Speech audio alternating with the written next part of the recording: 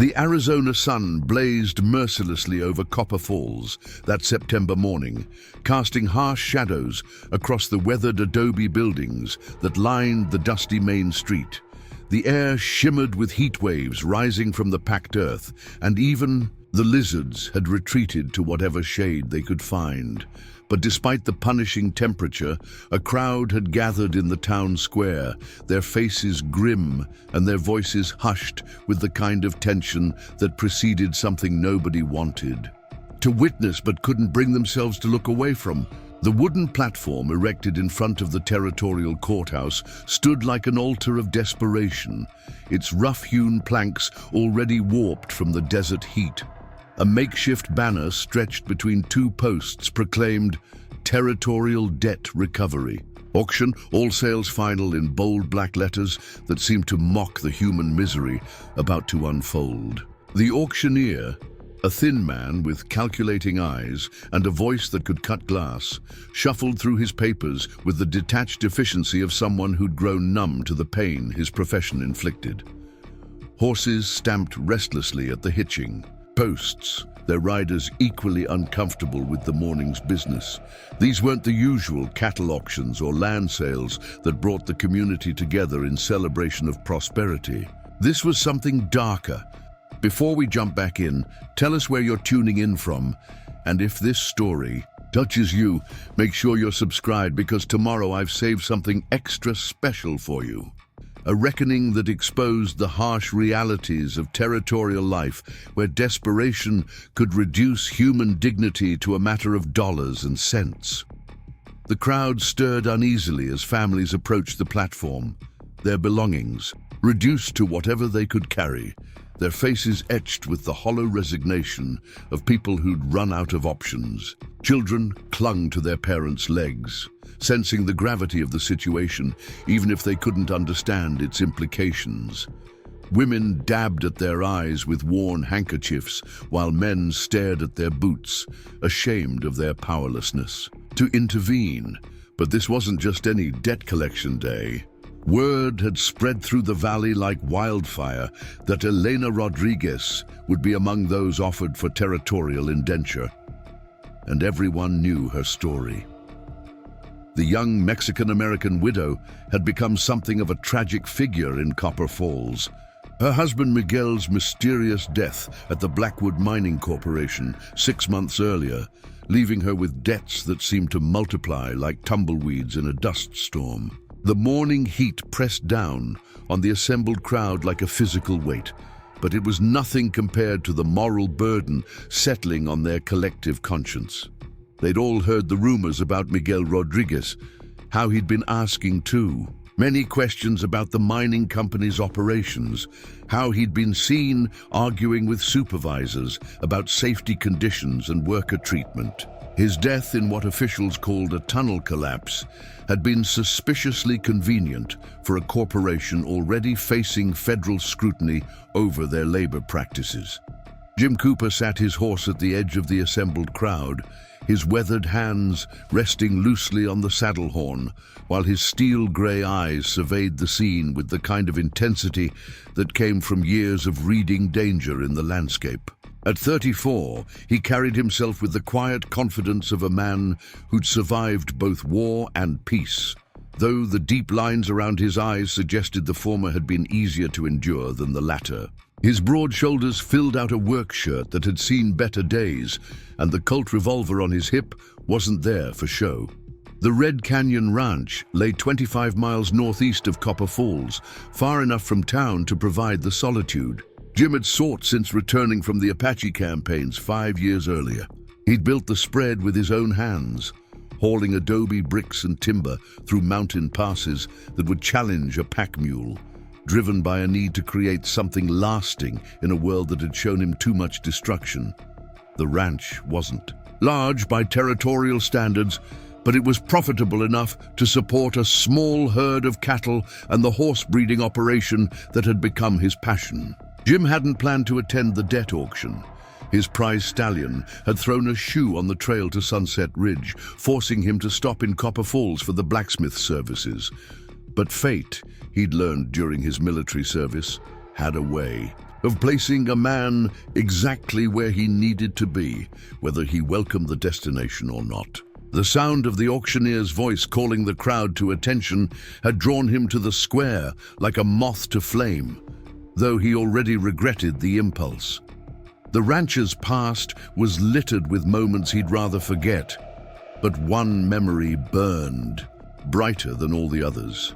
Catherine Wells had been everything good in a world gone mad with war and greed, a schoolteacher from back east who'd come to the territory with dreams of civilizing the frontier through education and compassion. They'd planned to marry after his discharge from the territorial militia to build a life together that would honor the sacrifices of those who'd fallen in the Indian Wars. But Jim's final campaign had lasted longer than expected, stretching through the harsh winter months when Apache raiding parties tested the Army's resolve in the most remote corners of the territory. By the time he'd returned to find Catherine, she was gone, sold into indentured servitude to pay her father's gambling debts to a territorial official who'd made his fortune exploiting desperate families. The man who'd bought her contract had been more interested in her body than her mind, and Catherine's attempts to maintain her dignity had resulted in treatment that eventually killed her spirit long before it claimed her life. Jim had found her grave in an unmarked plot behind a boarding house in Phoenix, her dreams of teaching frontier children buried alongside her body in the unforgiving desert soil. The territorial official responsible for her fate had died mysteriously 2 weeks later, though no charges were ever filed and no investigation launched. Some debts, Jim had learned, could only be settled outside the bounds of legal justice. Now, watching another young woman face the same degradation that had destroyed Catherine, Jim felt the familiar tightness in his chest that preceded moments of profound decision. Elena Rodriguez stood on the platform with a dignity that impressed him. Her dark hair pulled back in a simple braid that emphasized the clean lines of her face. She couldn't have been more than 22, but her eyes held the kind of weariness that came from witnessing too much suffering in too short a time. The baby in her arms appeared to be sleeping despite the commotion, her tiny face peaceful, against her mother's shoulder. Someone had dressed the child in what was obviously her best outfit, a white cotton dress that had been carefully mended where the fabric had worn thin. The mother's clothing told a similar story of pride maintained, despite poverty. A blue dress that had been altered to accommodate nursing and patched where necessary, but kept scrupulously clean. What struck Jim most forcefully was Elena's posture. Despite the humiliation of her situation, she held herself erect, her chin raised in defiance of the circumstances that had brought her to this moment. She'd positioned herself slightly sideways, on the platform, keeping the baby away from the crowd's direct gaze while maintaining visual contact with potential threats. It was the stance of someone who'd learned to protect what mattered most while preparing for the worst possible outcome. The auctioneer called for attention, his voice cutting through the morning heat like a blade through silk. Ladies and gentlemen, we'll begin this morning's proceedings with lot number 7, Elena Rodriguez, age 22, and infant daughter Sophia. Recently widowed, no outstanding personal debts, but bound by territorial law to satisfy her late husband's financial obligations to the Blackwood Mining Corporation. A murmur rippled through the crowd as people absorbed the details. Most folks in the valley knew the Rodriguez family, had watched Miguel work himself to exhaustion in the copper mines, while Elena took in sewing to supplement their meager income. They'd been good neighbors, the kind of people who'd share their last cup of flour with a family in need and never mention the favor afterward. The auctioneer consulted his papers with theatrical precision, playing to an audience that included several well-dressed men Jim didn't recognize. Their clean clothes and soft hands marked them as outsiders, probably company representatives sent to ensure the proceedings went according to corporate interests. The deceased husband left considerable debts totaling $850, including equipment loans, company store advances, and housing fees. Terms of indenture are 7 years of labor or until debt satisfaction, whichever comes first. $850. Jim knew enough about mining company accounting practices to understand that the actual debt was probably half that amount, the rest being interest charges and penalties designed to keep workers trapped in perpetual servitude. The Blackwood Corporation had perfected the art of extracting maximum profit from human desperation, and Miguel Rodriguez's death had simply created another opportunity for exploitation. Elena's hands tightened imperceptibly around her daughter as the auctioneer continued his presentation. She'd heard these details before during the legal proceedings that had stripped away her husband's life insurance and declared their small adobe house forfeit to creditors. Preparing and narrating this story took us a lot of time, so if you are enjoying it, subscribe to our channel. It means a lot to us. Now back to the story. But hearing them announced to a crowd of strangers felt like dying a little more with each word. Mrs. Rodriguez worked as a seamstress before her marriage, the auctioneer continued, his voice taking on the cadence of a livestock sale. She's literate in both English and Spanish, skilled with needle and thread, and experienced in household management. The child appears healthy and well-behaved. Both subjects are immediately available for transport to their new location. The clinical language made Jim's stomach turn. Elena Rodriguez wasn't livestock to be evaluated and sold, and neither was her baby. They were human beings, caught in a system designed to crush the vulnerable for the benefit of the powerful. The fact that territorial law sanctioned such practices didn't make them morally acceptable, just legally convenient for those with money and influence. "Let's start the bidding at $40, the auctioneer called, scanning the crowd for interested parties. The amount hung in the air like smoke from a poorly tended fire, insulting in its inadequacy, yet representing more money than many families saw in months of hard labor.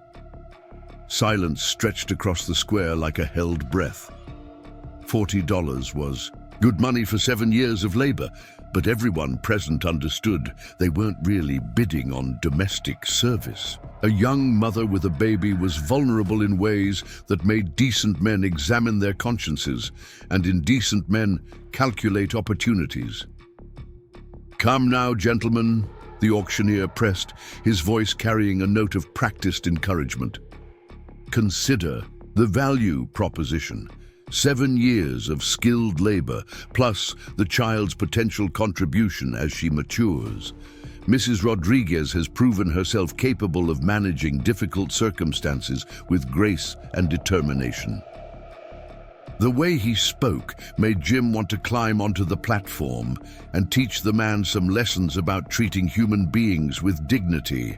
Elena's face had gone pale, but she maintained her composure, scanning the crowd with dark eyes that missed nothing. She was memorizing faces, Jim realized, preparing for whatever came next with the practical intelligence of someone who'd learned to survive by anticipating danger.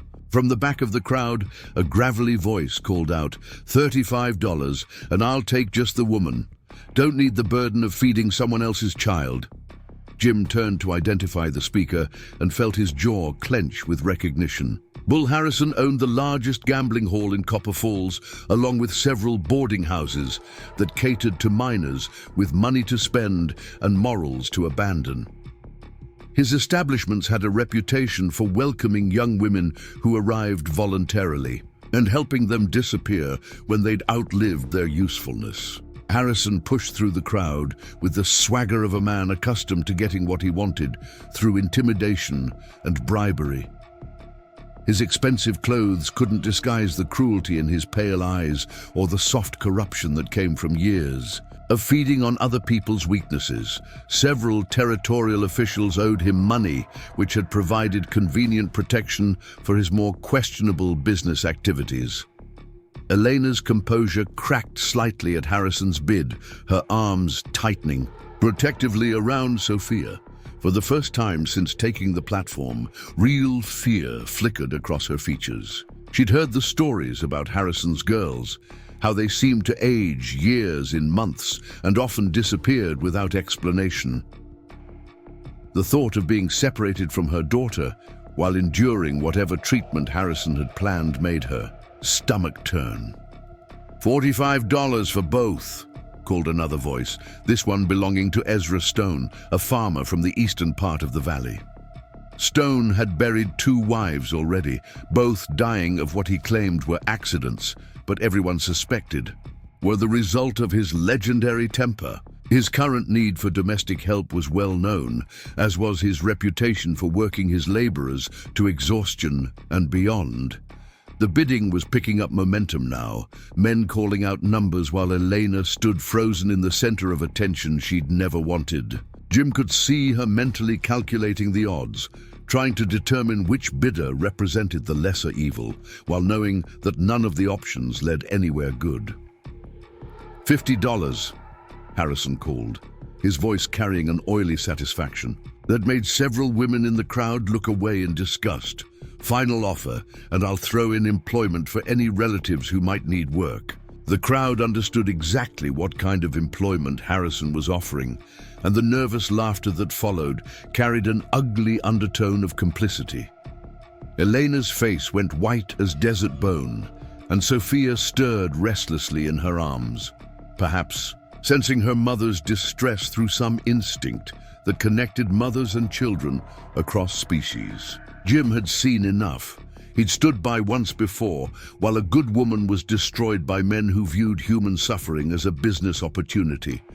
He'd spent 5 years living with the knowledge that his absence had cost Catherine her life, carrying guilt that followed him through sleepless nights and hollow days. He wouldn't make the same mistake twice, regardless of the personal cost. $100, Jim called out, his voice cutting through the morning heat like a cavalry saber. The words carried across the square with the authority of absolute conviction, silencing conversations and stopping hearts with their unexpected boldness. The entire crowd turned to stare at him, their faces reflecting various degrees of shock, confusion, and calculation. $100 was more money than most territorial families saw in a year, enough to buy a good horse or stock a homestead with basic supplies. For an indenture contract involving a widow and infant, it was unprecedented. The auctioneer blinked rapidly, clearly struggling to process a bid that shattered every expectation he'd brought to the morning's proceedings. "Did you say $100, Mr. Cooper?" $100, Jim repeated, urging his horse closer to the platform so his voice would carry clearly. For both the woman and child, with full contract terms. Harrison spun around, his face flushed with anger and disbelief. "You can't be serious, Cooper. That's throwing good money into a bottomless well. What possible use could you have for a Mexican widow and her bastard child?" The racial slur hung in the air like a challenge, and Jim felt his hand drift unconsciously toward the butt of his revolver. Harrison had always been a bully, but today his bigotry was showing more clearly than usual, probably encouraged by the corporate representatives who'd come to ensure the auction proceeded according to their interests. "My money, my business," Jim replied evenly, though his voice carried undertones that made smart men reconsider their positions. "Unless you'd like to make this personal, Harrison." The gambling hall owner was many things, but suicidal wasn't one of them. Jim Cooper's reputation with firearms was well established throughout the territory, earned during campaigns against Apache raiders who'd learned to respect his marksmanship the hard way. Harrison might have numbers on his side, but he didn't have the kind of courage required to face a man like Cooper in direct confrontation. Ezra Stone stepped forward, desperation creeping into his voice. $110. I need the help, and I'll treat them fair. Stone's definition of fair treatment was well known throughout the valley, and it didn't include adequate food, medical care, or protection from his violent tendencies. His previous wives had been buried in graves that told stories their widower preferred to keep private. 150, Jim responded without hesitation, his voice carrying the calm certainty of a man who'd already made his decision and wouldn't be swayed by economic considerations. The crowd stirred uneasily, sensing that this auction had transformed into something far beyond a simple debt collection. Jim Cooper was turning it into a public declaration of principles, a statement about what kind of community Copper Falls wanted to be and what values would guide their collective future. Eleanor was staring at him now, her dark eyes trying to read his motivations and determine whether this unexpected development represented salvation or simply a different form of captivity. She'd learned through bitter experience that men who made grand gestures often expected compensation that exceeded their apparent generosity. 160, Harrison snarled, though his voice lacked its earlier confidence. The numbers were climbing, beyond what any rational businessman would pay for 7 years of domestic labor, which meant Cooper had motivations that transcended simple economics. $200, Jim said quietly, the amount hitting the crowd like a physical blow. $200 was serious money, the kind that could buy a man anything he wanted in a territory where most transactions involved barter and credit, rather than hard currency. Harrison stepped back as if he'd been slapped, his face cycling through emotions that ranged from rage to calculation to something approaching fear. He'd built his fortune on exploiting people like Elena Rodriguez, but he'd never encountered someone willing to pay premium prices to prevent that exploitation. The auctioneer was sweating now, clearly out of his depth in a situation that had spiraled far beyond his experience with standard debt collections. He looked around the crowd as if hoping someone would explain the proper procedure for handling bids that defied every precedent in territorial law.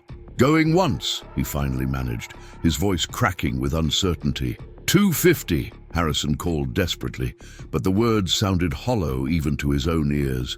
He was bidding against a man who clearly had deeper motivations than profit, and that made Cooper dangerous in ways that money couldn't address. $500, Jim said calmly, and the square erupted in stunned silence. $500 was ranching money, enough to start over somewhere new or live comfortably for several years. It was the kind of sum that transformed lives and opened possibilities that had seemed forever closed. For an indenture contract, it was simply incomprehensible. Elena felt tears threaten for the first time since taking the platform. Not tears of fear or despair, but something closer to hope mixed with overwhelming confusion. This stranger was offering more money than she'd ever seen for reasons she couldn't begin to understand, and his bid had just made her the most expensive indenture contract in territorial history. Harrison was backing away now, his earlier bravado replaced by the careful retreat of a predator who'd encountered something larger and more dangerous than expected. The corporate representatives were whispering urgently among themselves, probably calculating whether their employers' interests would be served by allowing this unprecedented transaction to proceed.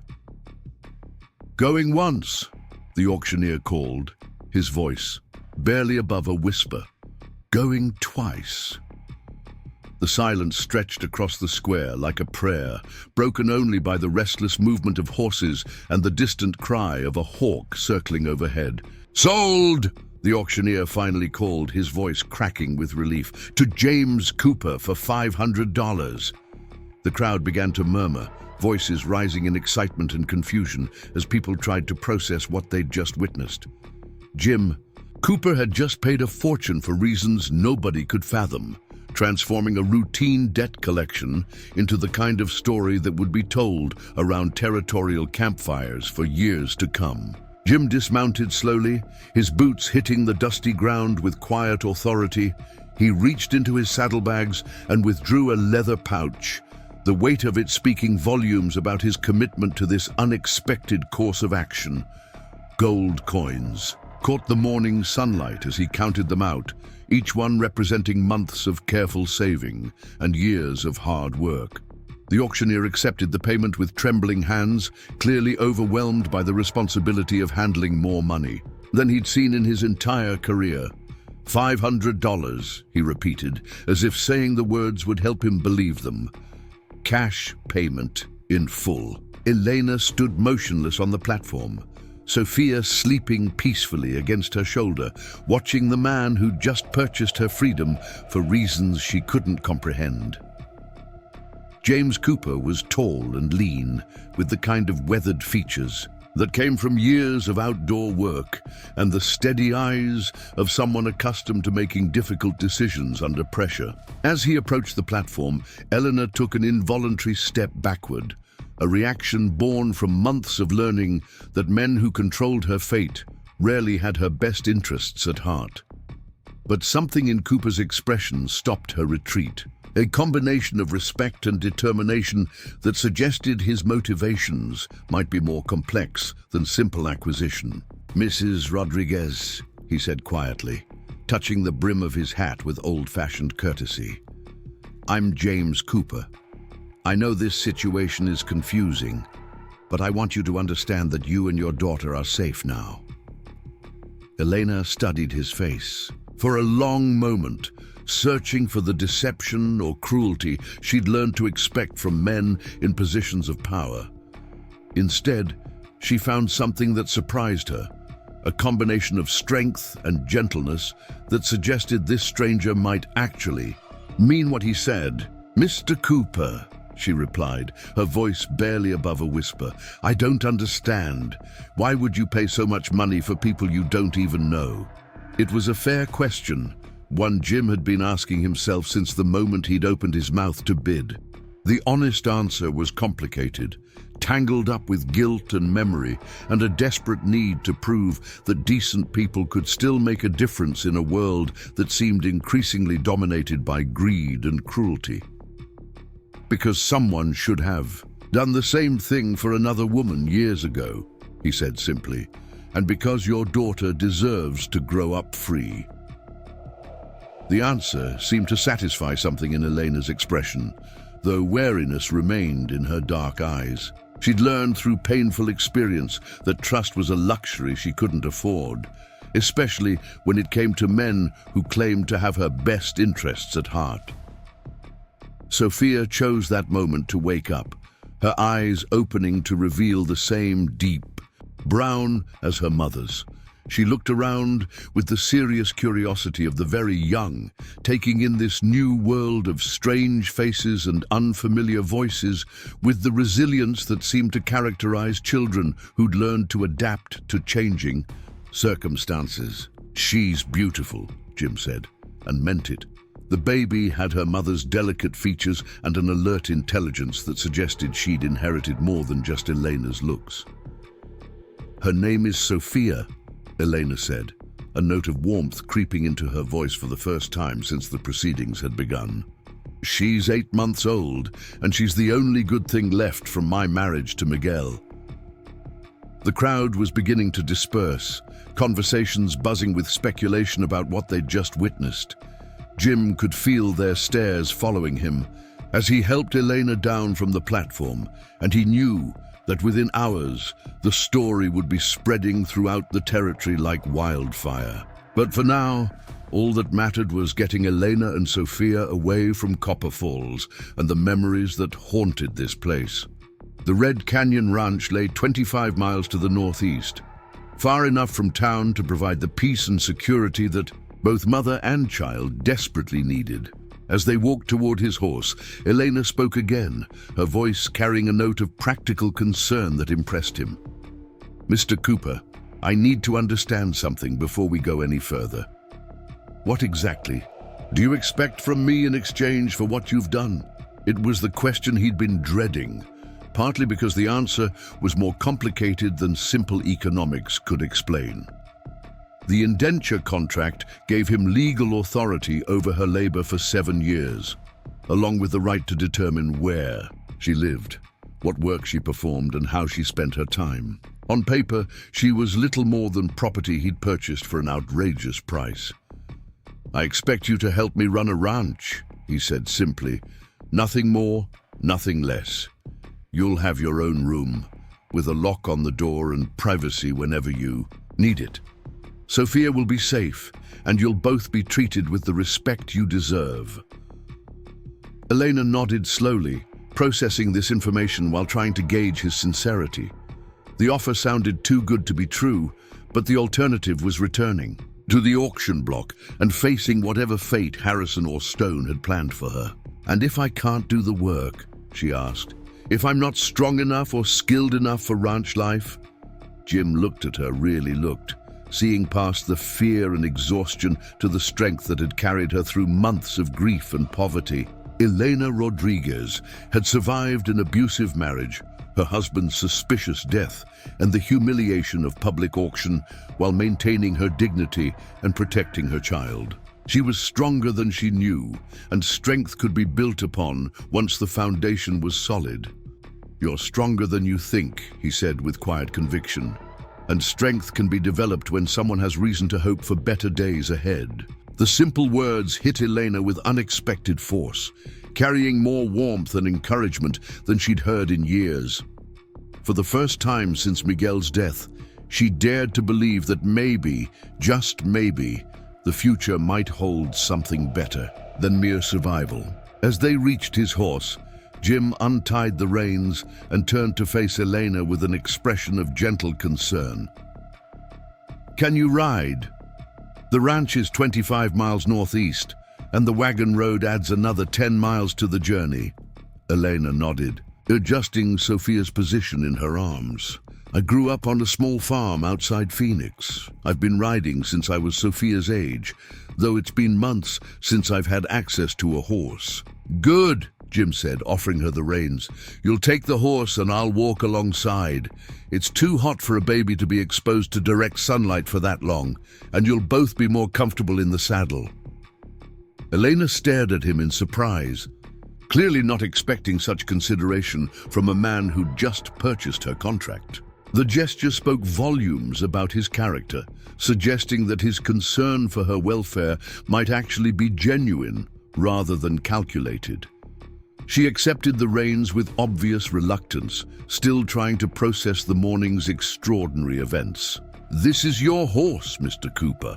I can't ask you to walk 25 miles in this heat." "You're not asking," Jim replied with a slight smile that transformed his weathered features. "I'm offering. Besides, the exercise will do me good, and it gives us time to talk about what comes next." Eleanor managed to mount, despite Sophia's weight, settling into the saddle with the easy grace of someone who'd learned to ride before she'd learned to walk properly. The horse, a steady bay mare with intelligent eyes, accepted her new rider without protest, as if sensing that this was someone who understood and respected horses. As they left Copper Falls behind, the desert landscape opened up before them, like a promise. The red rock mountains rose in the distance, their peaks touched with morning light that painted the stone in shades of gold and crimson. Saguaro cacti stood like ancient sentinels along the trail, their arms raised toward a sky so blue it seemed painted by an artist with an unlimited palette. Elena felt something loosening in her chest as they put distance between themselves and the town square, where her dignity had been auctioned to the highest bidder. The desert air was clean and hot, carrying the scent of sage and creosote that spoke of spaces too vast for human corruption to entirely pollute. Sophia had settled into the rhythm of the horse's movement, her eyes wide with interest as she took in the changing landscape. She seemed to share her mother's appreciation for open spaces, gurgling happily as they passed a roadrunner that darted across their path with comic urgency. "She likes the outdoors," Jim observed, noting the baby's obvious contentment. "Even as young as she is, she seems calmer out here than she did in town." "She gets that from both sides," Elena replied, allowing a genuine smile to cross her features for the first time in months. My father raised horses, and Miguel, for all his faults, loved the open country. Sophia's happiest when she can see the sky. The mention of Miguel brought a shadow across Elena's expression, and Jim sensed there were stories there she wasn't ready to share. He'd learned during his military service that pushing for information before people were ready to give it, usually, resulted in deeper silence, so he allowed the conversation to flow naturally while they walked. The trail wound through stands of mesquite and palo verde, providing occasional shade that offered relief from the climbing heat. Jim had chosen this route deliberately, knowing that the longer path would give them time to become acquainted away from the curious eyes and wagging tongues of Copper Falls. "Mr. Cooper," Eleanor said after they'd traveled in comfortable silence for several miles, "may I ask you something personal?" "Of course.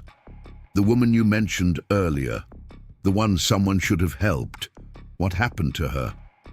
Jim was quiet for a long moment, watching a hawk circle overhead while he decided how much of the story to share. Catherine's memory was still painful, but Elena deserved to understand the motivations behind his extraordinary bid. "Her name was Catherine Wells," he said finally. "She came out from Massachusetts to teach school, full of ideas about civilizing the frontier through education. We were engaged to be married after my discharge from the Territorial Militia." Elena waited, sensing there was more to the story, and that it didn't end happily. "I was called up for an extended campaign against Apache raiders," Jim continued, his voice rough with old pain. "It lasted through the winter, longer than anyone expected. By the time I got back to find Catherine, she'd been sold to pay her father's gambling debts. The man who bought her contract wasn't interested in her teaching skills." "What happened to her?" Elena asked gently. "She died trying to maintain her dignity in a situation that offered none," Jim said simply. "Died of a broken spirit long, before her body gave out. I found her grave in Phoenix, unmarked and forgotten by everyone except the ghosts that followed me home." Eleanor felt tears threaten, understanding now why this stranger had paid a fortune for her freedom. He was trying to save Catherine through her, to honor the memory of a woman he'd failed to protect by protecting someone else who faced the same fate. "I'm sorry," she said quietly, "and I'm grateful. You're giving Sophia and me a chance at a life I never thought we'd have." "Maybe we're giving each other a chance," Jim replied. "I've been alone on that ranch for 5 years, and loneliness isn't the same thing as peace. Perhaps it's time I remembered what it feels like to have family around." The word family hung in the air between them, carrying possibilities that neither was quite ready to examine closely. But for the first time since Miguel's death, Elena allowed herself to hope that maybe the future held something more than mere survival. As the sun climbed higher and the desert heat intensified, they continued their journey toward the Red Canyon Ranch and whatever new chapter awaited them there. Behind them, Copper Falls shimmered in the distance like a mirage, already becoming part of the past they were leaving behind. Ahead lay 25 miles of open country and the beginning of something that might, with time and patience, grow into the kind of life both had thought lost forever. The desert stretched endlessly in all directions, broken only by the occasional Joshua tree reaching toward the cloudless sky like the gnarled fingers of ancient spirits. Elena adjusted Sophia's position in her arms, grateful for the steady rhythm of the mare beneath them that seemed to lull the baby into peaceful contentment. The leather saddle creaked softly with each step, a familiar sound that reminded her of childhood rides with her father across the rolling hills near Phoenix. Jim walked alongside the horse with the measured pace of a man accustomed to covering long distances on foot. His boots raised small clouds of dust with each step, and she noticed how he automatically scanned the horizon every few minutes, a habit that spoke of years spent in country where vigilance meant survival. The desert had taught him caution, but there was something else in his careful observation of their surroundings. a tension that suggested their departure from Copper Falls might not have gone unnoticed by unfriendly eyes. "How long have you lived at Red Canyon Ranch?" Elena asked, hoping to fill the silence that had settled between them like morning mist. The question seemed safe enough, a way to learn about her new home without delving into more personal territory that might make them both uncomfortable. "Built the place about 4 years ago," Jim replied, adjusting his hat against the climbing sun. "Found the land after mustering out of the territorial militia. There's a natural spring that feeds into Silver Creek, good grazing for cattle and enough timber in the foothills to build whatever structures a man might need. The previous owner had given up trying to make it profitable and was eager to sell for less than the land was worth." Elena heard something in his voice that suggested the ranch represented more than just a business investment. "What made you choose that particular spot? There must have been other properties available closer to town." Jim was quiet for a moment, considering how much of his reasoning to share with this woman, who was still essentially a stranger, despite their extraordinary morning together. "I needed distance from people after the war," he said finally. "Too many memories, too much noise in my head. The ranch sits in a valley surrounded by red stone cliffs that seem to hold the world at bay. When you're there, you can pretend civilization hasn't quite caught up yet." The honesty in his admission surprised Elena. Most men she'd known, especially those who'd served in military campaigns, preferred to keep their struggles private rather than admit to vulnerabilities that might be seen as weakness. Miguel had never spoken about whatever demons haunted his sleep, choosing instead to drown them in whiskey and unleash them on anyone unfortunate enough to cross his path when the darkness overtook him. "Do you run the ranch alone?" she asked, already guessing the answer, but curious about what kind of life awaited her and Sophia in this remote valley. "My brother Samuel helps when he's in the territory, but he travels more than he stays put. There's a Mexican family, the Herreras, who have a small place about 10 miles south. They help during calving season and roundups in exchange for use of my bulls and access to water rights. Otherwise, it's just me and whatever hired hands I can find when the work gets too heavy for one man." Elena nodded, beginning to understand the practical realities of their arrangement. A ranch that size would require constant attention, and the addition of a woman and child would change the entire dynamic of Jim's carefully constructed solitude.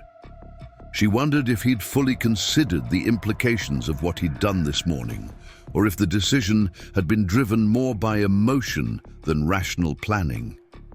Sophia stirred in her arms, making the soft sounds that meant she'd need attention soon. Elena had learned to read her daughter's signals with the precision of someone whose survival depended on anticipating needs before they became urgent demands. The baby had been remarkably patient during the morning's upheaval, but 8-month-old. Children operated on schedules that paid no attention to adult crises. "She's getting hungry," Elena observed, noting the way Sophia's tiny hands were beginning to move restlessly against her dress. "Is there somewhere we can stop for a few minutes?"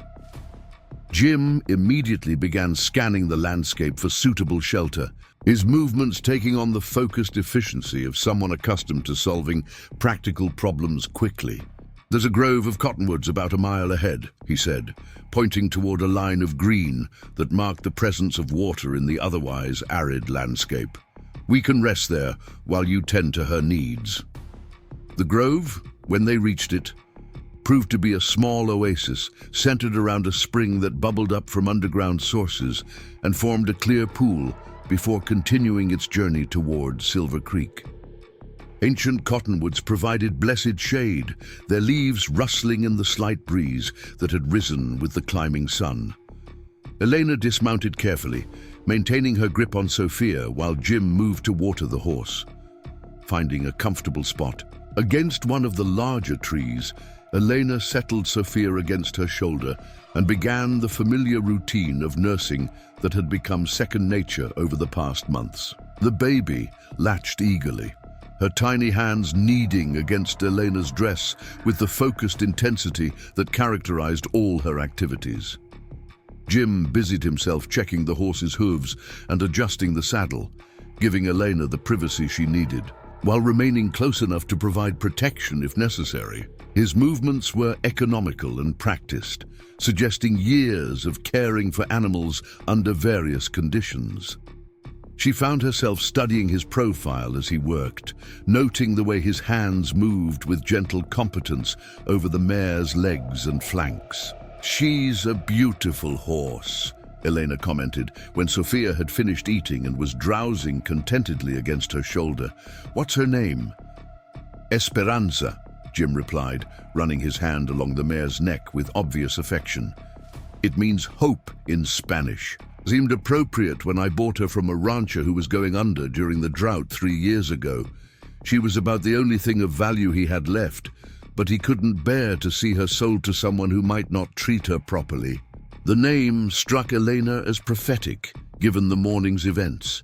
Hope was exactly what she needed most, though years of disappointment had taught her to guard against expecting too much from circumstances that seemed too good to be true. Men like Jim Cooper didn't exist in her experience, which meant there had to be complications she hadn't yet discovered. "Mr. Cooper," she said carefully, arranging Sophia's blanket to protect her from the sun, "I need to ask you something, and I'd appreciate an honest answer." "Ask whatever you need to know." "Are you married? Have you ever been married? I need to understand what kind of household I'm entering, especially with Sophia to consider." Jim paused in his inspection of the horse's tack, recognizing the importance of the question and the courage it had taken her to ask it directly. A woman in Elena's position had every right to know whether she was walking into a situation that might involve a jealous wife or complicated family dynamics. "I've never been married," he said simply. "Catherine and I were engaged, but she died before we could make it official. There's no one else at the ranch, no other relationships that would complicate your presence there. You'll have your own space and your own privacy for as long as you choose to stay." The phrase, "as long as you choose to stay," caught Eleanor's attention. Most indenture contracts were ironclad legal obligations that couldn't be dissolved without significant consequences for the indentured party. Was Jim suggesting that she might have more freedom than the law typically allowed, or was she reading more into his words than he intended? "The contract specifies 7 years, she said cautiously. "Are you saying that might not be binding?" Jim was quiet for a long moment, staring out across the desert landscape toward the mountains that rose like purple promises in the distance. "Contracts are legal documents," he said finally, "but they're not moral imperatives. If you ever decide you'd rather be somewhere else, with someone else, living a different kind of life, we'll find a way to make that happen without legal complications." The offer was so unexpected that Elena felt tears threaten for the second time that day. The idea that she might have actual choices about her future, that her preferences might matter in determining the course of her life, seemed almost too incredible to believe. She'd spent so many years accommodating other people's decisions and desires that the possibility of autonomy felt foreign and frightening. "Why would you do that?" she asked. "You just paid $500 for a legal contract that gives you 7 years of my labor. Why would you give that up?" "Because slavery was outlawed by constitutional amendment," Jim replied with quiet conviction. "And because no one should be owned by another person, regardless of what legal documents might say. You're not my property, Elena. You're a woman who deserves the chance to build whatever life makes you happy." The use of her first name sent an unexpected warmth through Elena's chest. It had been months since anyone had spoken to her with such fundamental respect, treating her as a person rather than a problem to be solved or an asset to be managed. The simple act of using her given name instead of the formal address required By law, suggested that Jim saw her as an equal, despite the legal realities of their arrangement. Sophia chose that moment to wake fully, her dark eyes opening to take in the new surroundings with the alert curiosity that characterized her approach to the world. She looked around the grove with obvious interest, her gaze settling on Jim with the focused attention that babies reserved for faces that intrigued them. "May I?" Jim asked, gesturing toward Sophia, with hands that moved carefully to avoid startling either mother or child. Eleanor hesitated for just a moment, then nodded and carefully transferred Sophia into Jim's waiting arms. The baby studied his face with serious concentration, her tiny fingers reaching up to touch the weathered skin around his eyes with the gentle exploration that marked her investigation of new people. "Hello there, little one," Jim said softly, his voice taking on the tender tone that adults instinctively used with children. "You've had quite an adventure today, haven't you? New places, new faces, and a long ride ahead of us still." Sophia responded with a series of babbling sounds that seemed remarkably like attempts at conversation, her hands patting against Jim's chest as if testing the solidity of this new person in her limited world. Elena watched the interaction with growing amazement, noting how naturally Jim held her daughter and how completely Sophia seemed to trust him despite their brief acquaintance. "She likes you," Elena observed, unable to keep the surprise out of her voice. "She's usually more cautious with strangers, especially men. Miguel wasn't particularly gentle with her, and she learned to be wary of masculine voices and sudden movements." Jim's expression darkened slightly at the implication behind Elena's words, but he kept his voice carefully modulated to avoid disturbing Sophia. "No child should have to learn that kind of wariness," he said quietly. "Children should feel safe in their own homes, protected by the adults who are supposed to care for them." The statement hung in the air between them, heavy with unspoken understanding about Elena's marriage and the environment in which Sophia had spent her earliest months. Elena found herself studying Jim's face as he held her daughter, looking for signs of the anger or judgment she'd learned to expect when people discussed Miguel's behavior. Instead, she saw something that looked like sorrow mixed with determination, as if Jim was making silent promises about the kind of life Sophia would have going forward. His hands were large and obviously strong, but they held the baby with the same gentle competence he'd shown with his horse, suggesting an innate understanding of how to care for vulnerable creatures.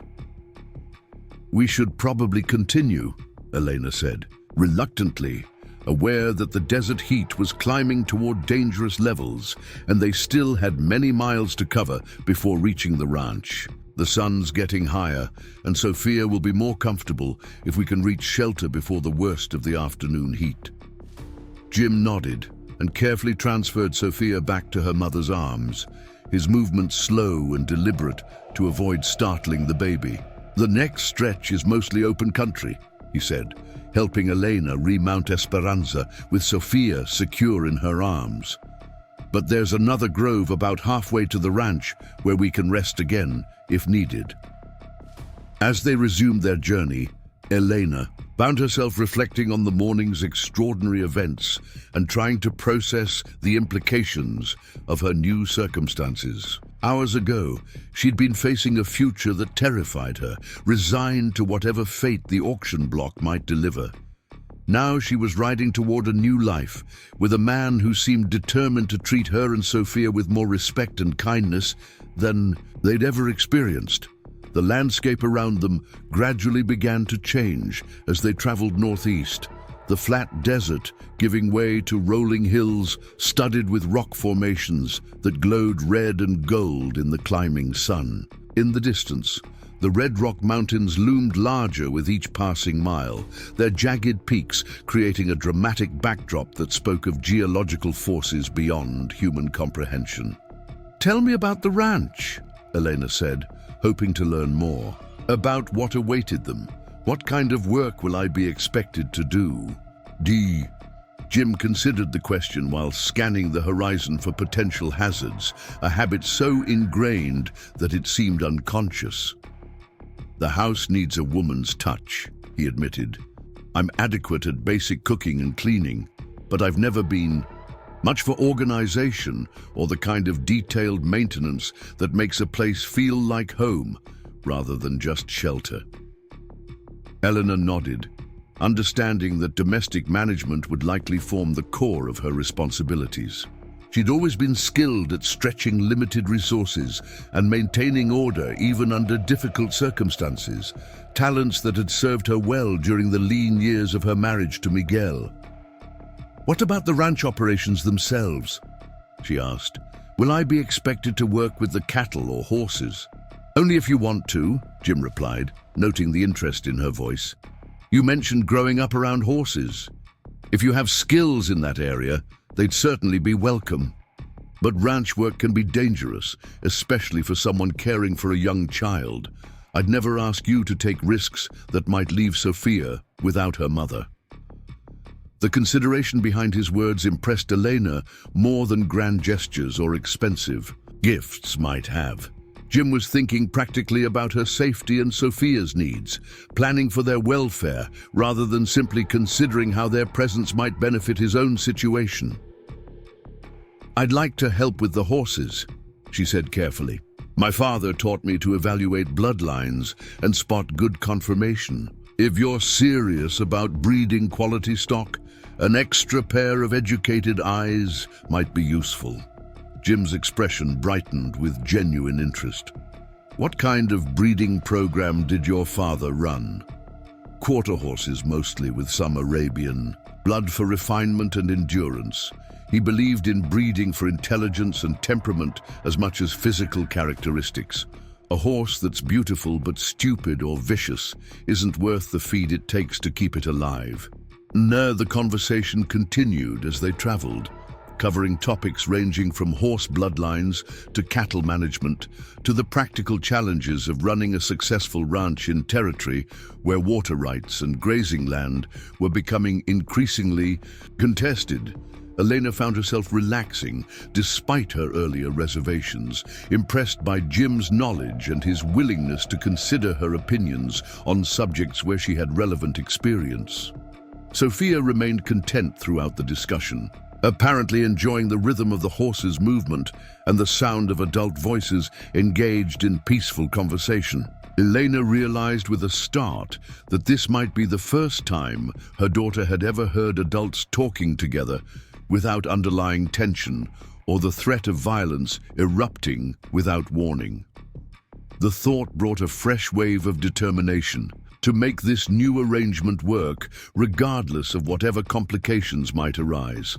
Sophia deserved to grow up in an environment where raised voices meant excitement rather than danger, where the sound of a man's footsteps didn't automatically signal potential harm. As the sun climbed toward its zenith and the heat became increasingly oppressive, Jim called for another rest stop near a cluster of rocks that provided modest shade. They were perhaps halfway to the ranch now, with the Red Rock Mountains looming, significantly larger than they had that morning. "The worst heat will be behind us in another hour," Jim said, offering Elena water from his canteen while she settled Sophia in the meager shade. "After that, we'll start climbing into the foothills, and the temperature should drop several degrees." Eleanor accepted the water gratefully, realizing she was more tired than she'd initially admitted. The emotional strain of the morning, combined with the physical demands of riding in desert heat while caring for an infant, had taken more out of her than she'd expected. Sophia was showing signs of fussiness that meant she was feeling the effects of their journey as well. "Perhaps we should take a longer break," Eleanor suggested, noting the way Sophia's face was flushed despite her efforts to keep the baby shaded. "She needs time to cool down, and honestly, so do I." Jim immediately moved to create better shelter using his coat and some dead branches, constructing a makeshift canopy that provided significantly more shade than the rocks alone. His movements were quick and efficient, suggesting he dealt with similar situations before, and understood the dangers of desert travel with inadequate preparation. "There's no rush," he said, settling into his own patch of shade while keeping watch on their surroundings. "The ranch isn't going anywhere, and arriving safely is more important than arriving quickly." As they rested, Eleanor found herself studying Jim more closely, trying to understand the man who'd so dramatically altered the course of her life. He was older than Miguel had been, probably in his early 30s, with the kind of weathered handsomeness that came from years of outdoor work. But it was his eyes that impressed her most, steel grey and steady, reflecting an intelligence and depth of character that suggested he'd given serious thought to the implications of his actions. "May I ask you something personal?" Eleanor said, after Sophia had fallen asleep in her arms. "Of course. What happened to the man who bought Catherine's contract? The one who mistreated her?" Jim was quiet for so long that Elena began to think he wouldn't answer. When he finally spoke, his voice carried undertones that made her glad they were alone in the desert with no witnesses to whatever truth he was about to reveal. "He had an accident," Jim said simply. "Fell down some stairs in a Phoenix boarding house. Broke his neck. Very unfortunate, but these things happen when a man drinks too much and gets careless about his footing."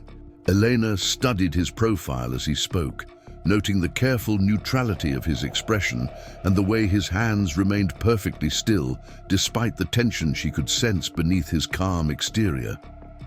The message was clear enough, without requiring explicit confirmation. Catherine Wells had been avenged, and the man responsible for her suffering had paid a price that territorial law might not have demanded, but frontier justice had certainly delivered. "I see," Elena said quietly, understanding now that Jim Cooper was considerably more dangerous than his gentle treatment of her and Sophia might suggest. The knowledge should have frightened her, but instead she felt something closer to relief. A man who would kill to protect a woman's honor was unlikely to tolerate anyone threatening the safety of those under his protection. The revelation also explained some of Jim's careful isolation at Red Canyon Ranch and his apparent reluctance to become involved in town affairs. A man with blood on his hands, even justifiably spilled blood, learned to avoid situations that might attract unwanted attention from territorial authorities. "Does that knowledge change your feelings about our arrangement?" Jim asked, his voice carefully neutral, despite the importance of her answer. Eleanor considered the question while watching Sophia sleep peacefully in her arms, unaware of the adult complexities swirling around her young life. Would she prefer to be protected by a man capable of violence when necessary, or would she rather take her chances with someone who might lack the resolve to defend her when circumstances demanded? "Harsh measures? No," she said finally. "It doesn't change anything. Sophia and I need protection more than we need moral purity. The world isn't a gentle place for women alone, especially women with complicated histories and uncertain legal standing." Jim nodded, seeming relieved by her practical acceptance of realities that more sheltered women might find disturbing. "I'll never ask you to approve of everything I've done," he said quietly. "But I'll promise you this. As long as you and Sophia are under my protection, no one will harm either of you without facing consequences they won't survive." The promise carried the weight of absolute conviction, and Elena found herself believing every word, despite her usual skepticism about masculine pledges of protection. There was something in Jim's voice that suggested he'd already made peace with whatever actions might be required to keep his word, regardless of the personal cost involved. As the afternoon heat began its gradual retreat and the shadows started lengthening toward evening, they resumed their journey toward Red Canyon Ranch and whatever new chapter awaited them there. The landscape continued to change around them, becoming more varied and dramatic as they climbed into the foothills of the Red Rock Mountains. Elena found herself looking forward to seeing her new home, despite her lingering apprehensions about the future. Whatever complications lay ahead, they couldn't be worse than the alternatives she'd been facing that morning on the auction platform in Copper Falls. And for the first time in years, she dared to hope that maybe, just maybe, she and Sophia might finally find the peace and security that had eluded them for so long. The desert stretched endlessly behind them now, and ahead rose the promise of red stone cliffs and mountain valleys where a woman might rebuild her life and a child might grow, up safe from the dangers that had shadowed their earliest months together. It was more than Elena had dared hope for when she'd awakened that morning, and certainly more than she'd ever expected to receive from a stranger's act of unexpected generosity. Whatever the future held, it had to be better than the past they were leaving behind in the dust of Copper Falls and the bitter memories of all the choices that had led them to this moment of possibility and hope. The Red Canyon Ranch appeared in the late afternoon light like something from a dream Elena had never dared to have. Nestled in a valley surrounded by towering red stone cliffs that glowed like burnished copper in the desert sun, the settlement looked both substantial and welcoming. A sturdy adobe house with a wraparound porch dominated the central area, flanked by a large barn constructed from local timber and stone. Several smaller outbuildings dotted the landscape, connected by well-maintained paths that spoke of careful planning and years of patient development. What struck Eleanor most forcefully was the sense of permanence about the place. Unlike the hastily constructed buildings that characterized most frontier settlements, everything at Red Canyon Ranch appeared built to last. The house showed evidence of multiple additions over the years, each one carefully integrated with the original structure to create a harmonious whole. Gardens enclosed by low stone walls contained vegetables and herbs that had somehow survived. The desert climate through careful irrigation and protection from the harsh sun. A creek meandered through the eastern edge of the property, its banks lined with cottonwoods and willows that provided blessed shade and the sound of running water. That seemed impossible in this arid landscape. Cattle grazed in fenced pastures that stretched toward the foothills, their presence indicating the success Jim had achieved in making this harsh country profitable. But it was the horses that captured Elena's immediate attention. A small herd of animals that even at a distance showed the quality bloodlines and careful breeding that her father would have appreciated. "It's beautiful," Elena said softly, her voice carrying genuine admiration for what Jim had accomplished in this remote valley. "I can see why you chose to settle here. It feels like a sanctuary from the outside world." Jim smiled with obvious pride as they approached the main house, his eyes taking in familiar details with the satisfaction of someone who'd built something meaningful with his own hands. "It's taken 4 years to get it to this point," he said, dismounting to help Elena down from Esperanza while Sophia dozed peacefully in her arms. "Every building, every fence, every improvement represents months of planning and backbreaking work, but it's mine, bought and paid for, and no corporation or territorial official can take it away from me." The emphasis he placed on ownership spoke volumes about his determination to maintain independence from the kinds of financial entanglements that had destroyed families like Elena's. She understood instinctively that Red Canyon Ranch represented more than just a business venture for Jim Cooper. It was his statement of defiance against a system that reduced human beings to assets and liabilities on corporate balance sheets. As they approached the front porch, Elena noticed details that revealed Jim's character in ways that formal conversation never could. The windows were fitted with real glass rather than the oiled paper or wooden shutters that characterized most. Frontier dwellings, flower boxes beneath each window, contained desert plants that had been carefully chosen for their ability to thrive in the harsh climate, while providing color and beauty to soften the utilitarian lines of the architecture. The front door was made from solid oak, carved with simple but elegant designs that suggested someone had taken time to create beauty, even in purely functional elements. A wind chime, made from pieces of colored glass, caught the afternoon breeze and filled the air with gentle music that seemed to welcome visitors to this remote sanctuary. The house has 4 bedrooms, Jim explained as he led Elena and Sophia onto the porch. The master bedroom is at the back, overlooking the creek. There's a smaller room next to it that would be perfect for Sophia once she's old enough to sleep separately. The other 2 bedrooms are on the front side of the house, with good light and plenty of space for privacy.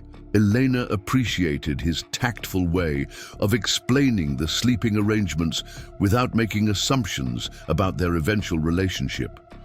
The careful consideration he showed for her comfort and Sophia's needs continued to impress her, especially after years of living with a man who'd rarely considered anyone's welfare except his own. The interior of the house proved even more impressive than its exterior had suggested. The main room featured a massive stone fireplace that would provide ample heat during the mountain winters, surrounded by comfortable furniture that showed signs of quality craftsmanship. Books lined shelves along one wall, their presence indicating an educated man with intellectual interests beyond the purely practical demands of ranch life. The kitchen was spacious and well-equipped, with a modern cast-iron stove that must have cost a fortune to transport to this remote location. Copper pots and pans hung from hooks near the cooking area, and a large table provided workspace for food preparation as well as casual dining. Windows on 2 sides filled the room with natural light and offered views of both the creek and the surrounding mountains. "It's wonderful," Elena said, her voice carrying genuine appreciation for the care and thought that had gone into creating this home. "You've built something truly special here, Mr. Cooper. I can see why you were reluctant to leave it for town business." Sophia chose that moment to wake fully, her eyes opening to take in yet another new environment with the adaptability that seemed to characterize her approach to the constant changes in her young life. She looked around the main room with obvious interest, her gaze settling on the dancing flames in the fireplace with the fascination that fire held for children too young to understand its dangers. "Let me show you to your room," Jim said, leading Elena down a hallway lined with additional windows that kept the space bright and airy despite the thick adobe walls. "You'll want to get settled before evening, and Sophia probably needs some time to adjust to our new surroundings in familiar space." The bedroom he showed her proved to be larger than any private space Elena had ever called her own. 2 windows provided cross-ventilation and views of both the creek and the distant mountains. A large bed dominated one wall, its frame constructed from local pine and fitted with a mattress that looked both comfortable and new.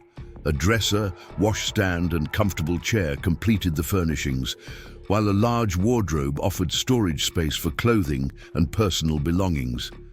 Most importantly, from Elena's perspective, the room featured a solid door with a heavy bolt that could be secured from the inside. The lock provided both practical security and psychological comfort, representing the kind of control over her environment that she'd never enjoyed during her marriage to Miguel. "There's a smaller bed in the next room that would work perfectly for Sophia," Jim continued, opening a connecting door to reveal a cozy space that had obviously been prepared with a child in mind. Sunlight streamed through windows that had been positioned to provide morning light without the harsh glare of afternoon sun. A rocking chair near one window suggested someone had anticipated the needs of a nursing mother during long nights with a restless baby. "This is more than generous," Elena said, her voice thick with emotion as she surveyed accommodations that exceeded her most optimistic expectations. "I don't know how to thank you for everything you've done today." "No thanks necessary," Jim replied quietly. Just seeing you and Sophia safe and comfortable is payment enough for me. Now I'll leave you to get settled while I tend to Esperanza and check on the evening chores. There's food in the kitchen whenever you're ready to eat, and hot water for washing if you need it. After Jim left them alone, Elena sank into the comfortable chair and tried to process the extraordinary changes that had transformed her life in the span of a single day. This morning she'd awakened as a desperate widow facing an uncertain future, at the mercy of strangers with questionable motivations. Now she sat in a beautiful room, in a home that felt safer and more welcoming than any place she'd ever lived. Sophia seemed equally impressed with their new surroundings, babbling contentedly as she explored the textures and colors within her limited reach. Eleanor watched her daughter's obvious comfort with growing amazement, realizing that this might be the first time Sophia had ever been in a space that felt genuinely peaceful and secure. The sound of running water from the creek outside the windows provided a soothing backdrop that seemed to wash away the tension Elena had carried for so many months. For the first time since Miguel's death, she allowed herself to truly relax, letting go of the constant vigilance that had become second nature during the dangerous weeks leading up to the auction. As evening approached and the desert air began to cool, Eleanor ventured into the kitchen to explore the available food supplies and perhaps prepare something for dinner. She found the pantry well stocked with basics like flour, beans, and preserved meat, along with vegetables from the garden that looked fresh and appetizing. Someone had clearly put considerable thought into maintaining adequate provisions for extended periods of isolation. The act of cooking in this well-appointed kitchen felt almost therapeutic after months of making do with minimal resources and inadequate facilities. Elena found herself humming softly as she prepared a simple but satisfying meal, Sophia playing contentedly on a blanket spread across the kitchen floor. The domestic scene felt so normal and peaceful that Elena had to remind herself that their situation remained legally complicated and potentially temporary. Jim returned from his evening chores as the sun was setting behind the red stone cliffs, filling the valley with golden light that transformed the landscape into something magical. He'd cleaned up and changed into fresh clothes, his consideration for their shared meal, another small gesture that demonstrated his respect for Elena's presence in his home. "Something smells wonderful," he said, hanging his hat on a peg near the door. "It's been months since this kitchen has produced anything more ambitious than coffee and beans." "Nothing fancy," Elena replied, though she felt pleased by his obvious appreciation. "Just stew and fresh bread. I found everything I needed in your pantry." They ate by lamplight at the kitchen table, Sophia secured in a makeshift high chair that Jim had quickly constructed from available materials. The conversation flowed easily, covering topics ranging from the day's events to plans for ranch improvements to Elena's growing understanding of the challenges and opportunities that awaited them in this remote valley. "Tell me about the horses," Eleanor said, having noticed the quality of the animals she'd glimpsed in the pastures. They looked exceptional, even from a distance. Jim's expression brightened with the enthusiasm of someone discussing a subject close to his heart. "I've been building a breeding program focused on horses suitable for cavalry use and civilian transportation. The army pays good money for quality mounts, and there's growing demand from ranchers and businessmen who need reliable animals for rough country." "What bloodlines are you working with?" Elena asked, her professional interest evident in the specificity of her questions. "Mostly quarter-horse foundation stock with some thoroughbred crosses for speed and Arabian influences for endurance and intelligence. I'm particularly proud of a stallion I acquired last year from a rancher in Colorado who was going out of business. His bloodlines trace back to some of the finest Arabian stock brought to America before the war." Elena leaned forward with obvious interest, her eyes lighting up with the passion that had characterized her father's discussions of breeding theory and bloodline analysis. Arabian crosses can produce exceptional results if the breeding is done intelligently. My father always said that Arabian blood brought intelligence and heart to any breeding program, but it had to be balanced carefully to avoid losing the size and strength needed for practical work. The conversation continued well into the evening, covering topics that revealed the depth of Elena's knowledge and the sophistication of Jim's breeding program. She found herself genuinely excited about the possibility of contributing to the ranch's horse operations, using skills and knowledge that had been dormant since her father's death years earlier. Sophia eventually fell asleep in her improvised high chair, worn out by the day's adventures and lulled by the sound of adult voices engaged in peaceful conversation. Elena looked down at her daughter's peaceful face and felt a surge of gratitude for the security and comfort that seemed to surround them in this remote valley sanctuary. "I should put her down for the night," Elena said reluctantly, aware that the pleasant evening was drawing to a close. "She's had more excitement today than most babies experience in months." Jim helped her transfer Sophia to the small bed in the adjoining room, his movements careful and gentle as he assisted with the bedtime routine. Elena found herself impressed once again by his natural competence with children, wondering where he'd learned such skills during his apparently solitary life at the ranch. "Sleep well," he said quietly, as Elena prepared to retire to her own room. "Tomorrow we can begin figuring out how all this is going to work on a practical level.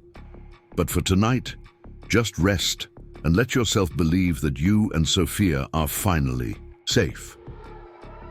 Elena lay awake for a long time after settling into the comfortable bed, listening to the sound of running water from the creek and the gentle night sounds of the desert. For the first time in months, she felt no need to remain alert for potential dangers or to plan escape routes in case circumstances turned threatening. The solid door with its secure bolt, the peaceful sounds from outside, and the knowledge that a good man slept nearby combined to create a sense of security she'd almost forgotten was possible. Sophia slept soundly in the next room, her breathing deep and regular in a way that suggested she too felt the safety and comfort of their new surroundings. Elena allowed herself to hope that maybe, just maybe, they'd finally found the home and security that had seemed impossibly distant that morning when she'd stood on the auction platform in Copper Falls. The days that followed their arrival at Red Canyon Ranch fell into a routine that felt both natural and surprisingly comfortable. Elena threw herself into the domestic management of the household with the efficiency of someone grateful for meaningful work and the opportunity to contribute to her own security. The house responded to her care like a garden receiving water. After drought, rooms that had been merely functional, becoming warm and inviting under her attention. She reorganized the kitchen for maximum efficiency, established systems for laundry and cleaning that took advantage of the desert climate, and began planning improvements to the existing gardens that would provide better nutrition and variety to their meals. Her domestic skills, honed by years of making do with limited resources, proved invaluable in transforming Jim's bachelor quarters into a genuine home. But it was her work with the horses that truly revealed Elena's value to the ranch operation. Her father's training had given her an eye for quality and potential that impressed even Jim, who'd considered himself reasonably knowledgeable about equine bloodlines and breeding theory. She could spot lameness that others missed, evaluate conformation with the precision of someone who'd studied hundreds of animals, and predict which breeding combinations would produce desired characteristics in offspring.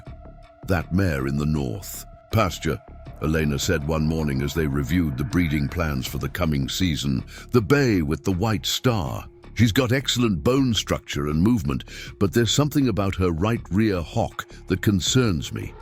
Have you had her examined recently?" Jim followed Eleanor's gaze to the animal in question, noting details he'd previously overlooked.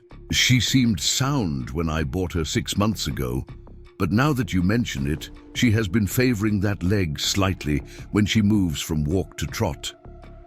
Elena's diagnosis proved accurate when they examined the mare more closely, discovering an old injury that would have caused problems if the animal had been bred according to Jim's original plans. Her intervention potentially saved them from producing offspring with inherited lameness, demonstrating the practical value of her expertise to the ranch's long-term success. Sophia adapted to ranch life with the remarkable resilience that characterized very young children, seeming to thrive in the peaceful environment and constant attention from adults who genuinely cared about her welfare. She'd begun pulling herself up on furniture and taking tentative steps while holding onto chairs and tables, her development accelerated by the security and stimulation of her new surroundings. Jim proved to be a natural with the baby, displaying patience and gentleness that impressed Elena while gradually winning Sophia's complete trust and affection. The little girl would reach for him when he entered a room, babble excitedly when he spoke to her, and settle contentedly in his arms when Elena needed both hands free for household tasks. "She's going to be walking soon," Elena observed one evening as they watched Sophia cruise around the furniture in the main room, her determination to reach a particularly interesting toy obvious in every movement. "Good thing we've got plenty of space for her to explore safely," Jim replied, already mentally cataloging potential hazards that would need to be addressed once Sophia became fully mobile. This house was built for a family, even if it took longer than expected for one to arrive. The comment carried undertones that both of them recognized, but neither was quite ready to address directly. 3 weeks into their new life at Red Canyon Ranch, the sound of approaching horses shattered the peaceful morning routine that Elena had come to treasure. She was hanging laundry on the line behind the house, Sophia playing contentedly in a wooden pen Jim had constructed to keep her safe, while still allowing her to enjoy the outdoor air. The rapid hoofbeats carried an urgency that made Elena's stomach clench with familiar dread, memories of Miguel's final days flooding back with unwelcome clarity. Jim emerged from the barn at the same time Elena appeared around the corner of the house, both of them recognizing the threatening implications of multiple riders approaching at speed. Through the dust cloud raised by their horses, Elena could make out at least 6 men, their posture and formation suggesting this wasn't a social call or routine business visit. "Get Sophia and go inside," Jim said quietly, his hand already moving toward the rifle he'd leaned against the porch rail that morning. "Lock the doors and stay away from the windows until I tell you it's safe."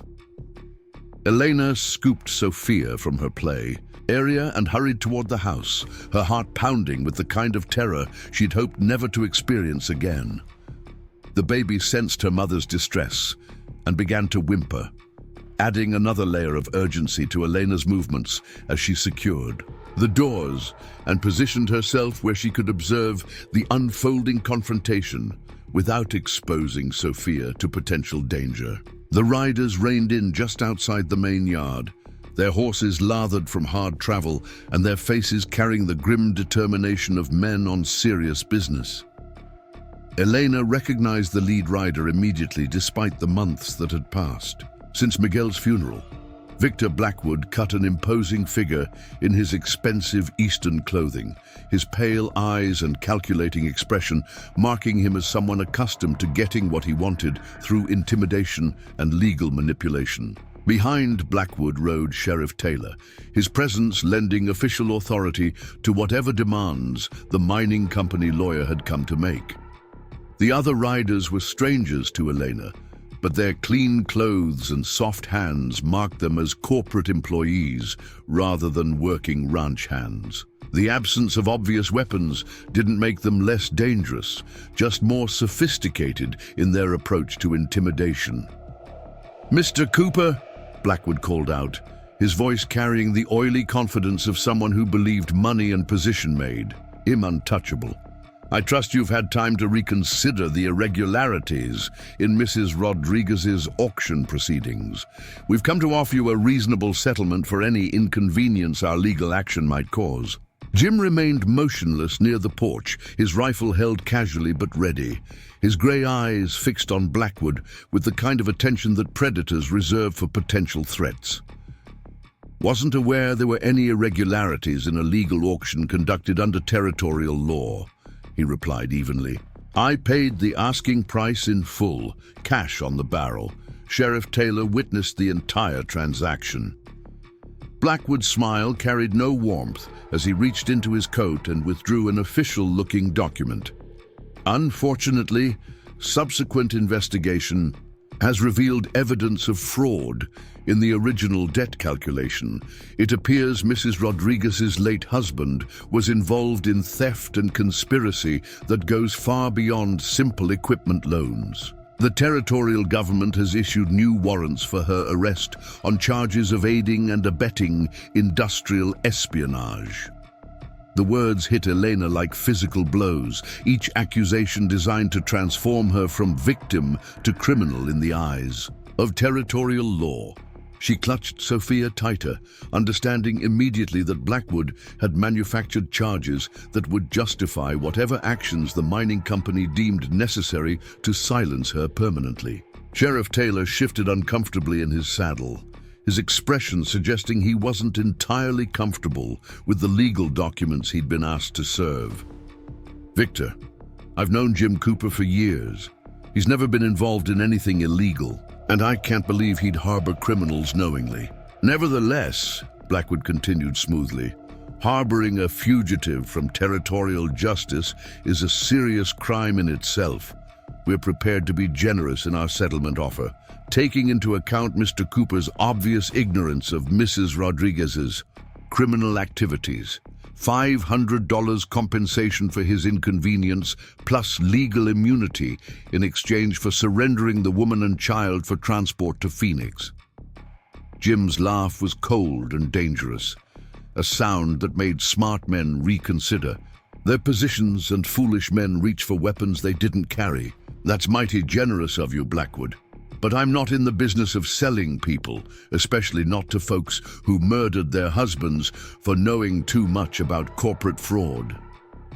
The accusation hung in the air like gun smoke, transforming the negotiation into something far more dangerous than legal maneuvering.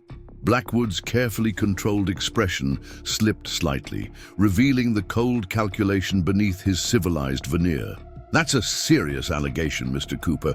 I hope you have evidence to support such inflammatory claims, because making false accusations against respected territorial businesses can result in significant legal consequences." "Evidence has a way of turning up when people start looking in the right places," Jim replied calmly. "Amazing what miners remember when they're not worried about losing their jobs or having accidents in deep tunnels." Elena pressed herself against the wall beside the window, Sophia quiet now, as if sensing the danger that surrounded their sanctuary. Through the glass, she could see tension building among the mounted men, hands moving closer to weapons despite Blackwood's preference for legal intimidation over direct violence. One of the corporate riders, a young man with nervous eyes and expensive clothes, urged his horse forward slightly. "Mr. Blackwood, perhaps we should consider federal involvement. The territorial authorities might not have jurisdiction over interstate commerce violations."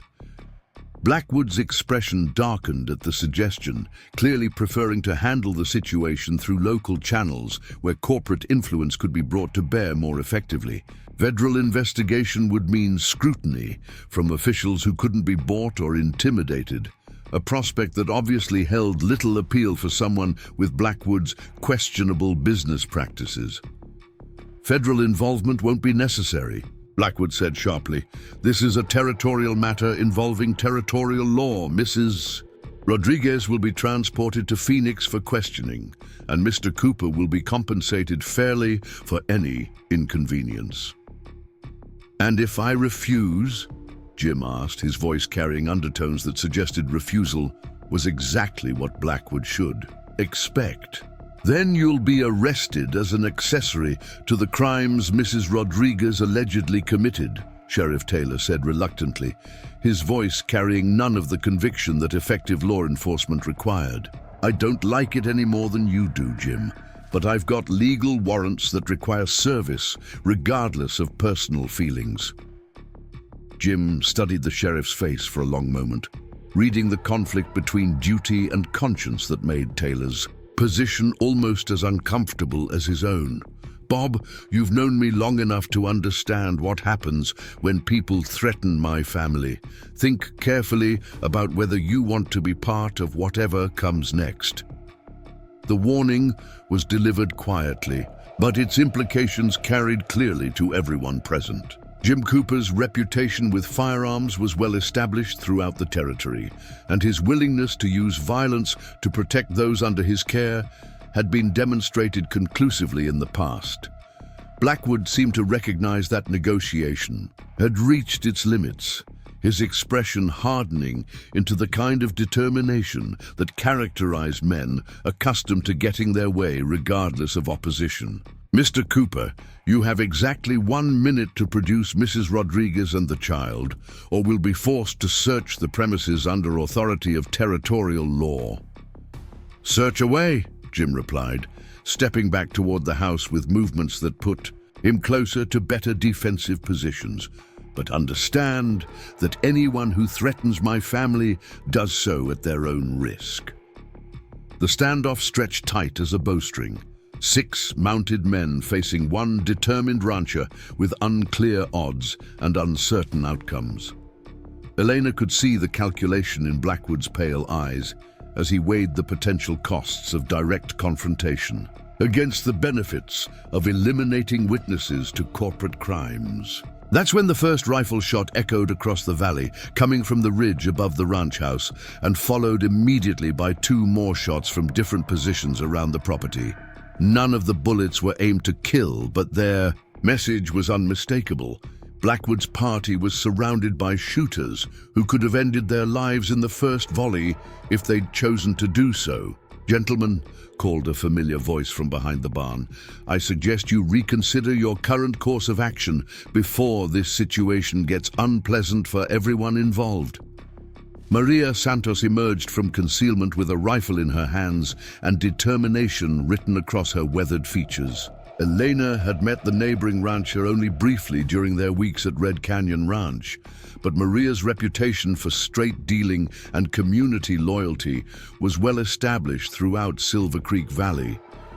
More figures appeared from positions around the ranch buildings, men and women Elena recognized from her limited interactions with the local community. Samuel Cooper stepped into view near the corral, his rifle trained on the mounted party with professional competence. The Herrera family materialized from behind the main house, their presence adding both numbers and moral authority to the confrontation. "What is this?" Blackwood demanded, his voice rising with indignation and growing alarm. "This is territorial law business, not some local dispute over grazing rights." "This is community business," Maria replied firmly. "We protect our neighbors in Silver Creek Valley, especially when they're being threatened by outsiders with questionable legal authority and even more questionable motivations." Elena felt tears threaten as she realized the extent of community support that had materialized around their crisis. These people barely knew her, had no legal obligation to risk themselves for a stranger's welfare, yet they'd chosen to stand against corporate intimidation and territorial authority in defense of simple human decency. Sheriff Taylor was looking increasingly uncomfortable as the situation spiraled beyond his ability to control through legal authority alone.